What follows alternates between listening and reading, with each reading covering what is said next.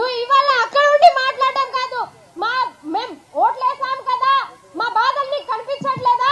మేము ఓట్లేసిన వెయ్యని వాళ్ళు వచ్చి మాట్లాడుతున్నారు, నువ్వెక్కడ ఉన్నావు సార్? మా గొంతులు వినిపించట్లేదా? ఇంత గట్టిగా అరుస్తున్నాం కదా, మా బాధలు వినిపించట్లేవా? ఇంత ఏడుస్తూ చెప్పే మాటలే నీకు వినబడట్లేదు.